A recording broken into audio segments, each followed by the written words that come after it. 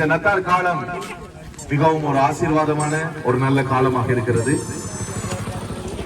நத்தார் எதற்காக கொண்டாடப்படுகிறது என்று ஒரு கேள்வி வந்தால், கடவுள் மனிதனாக இந்த பூமியிலே பிறந்தார். கடவுள் மனித அவதாரம் எடுக்கவில்லை, மனிதனாக இந்த பூமியிலே பிறந்தார். அவர்தான் ஆண்டவராகிய இயேசு கிறிஸ்து. ஆண்டவராகிய இயேசு கிறிஸ்து எதற்காக பூமியிலே பிறந்தார் என்றால், மனித குலத்தினுடைய மனு குலத்தின் பாவத்தை மன்னிப்பதற்காக. இயேசு சொன்னார், நான் ஜீவன் கொடுக்கவும் அது பரிபூரணப்படவுமே வந்தேன் என்றார்.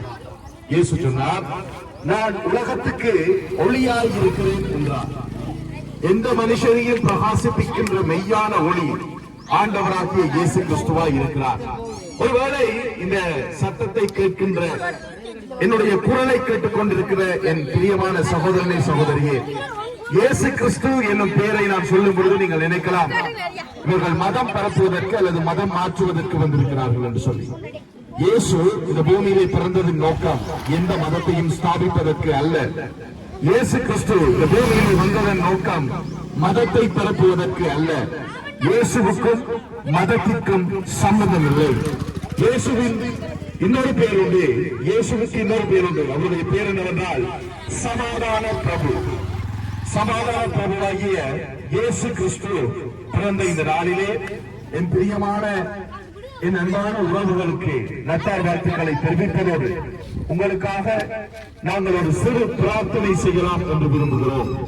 நீங்கள் இருக்கிற இடத்திலே, இந்த சத்தத்தை கேட்டுக்கொண்டு இருக்கிற இடத்திலேயே நீங்கள் கண்களை மூடி இருக்கும் பொழுது நாங்கள் உங்களுக்காக ஜெபிக்க பிரார்த்திக்க நாங்கள் விரும்புகின்றோம். மகா இரக்கமுள்ள அன்புள்ள தேவனை, இந்த நேரத்துக்காய் நன்றி செலுத்துகிறோம்.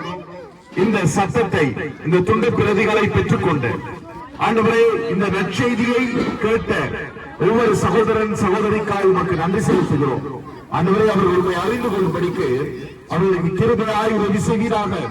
ஆண்டவரே, உம்முடைய அன்பு எப்படிப்பட்டது என்பதை அறிந்து கொள்ள அவர்களுக்கு உதவி செய்ய வேண்டும்படியாய் ஜெபிக்கிறேன். ஆண்டவரே, அவருடைய வாழ்க்கையிலே மறைமுகமாக அந்தரங்கத்திலே யாருக்கும் தெரியாமல் இருக்கின்ற பாவ பழக்க வழக்கங்கள், அடிமை பழக்க வழக்கங்கள், இவைகளில் இருந்து அன்பான ஆண்டவரை இவர்களை விடுதலையாக்க வேண்டும்படியா நாங்கள் இந்த வேண்டி நிற்கிறோம். உங்களுடைய இரக்கம், உங்களுடைய கிருபை இந்த ஜனங்களுக்கு கிடைப்பதாக இயேசு கிறிஸ்துவின் நாமத்திலே ஜெபிக்கிறோம் எங்கள் ஜீவனுள்ள நல்ல பிதாவே, ஆமென்.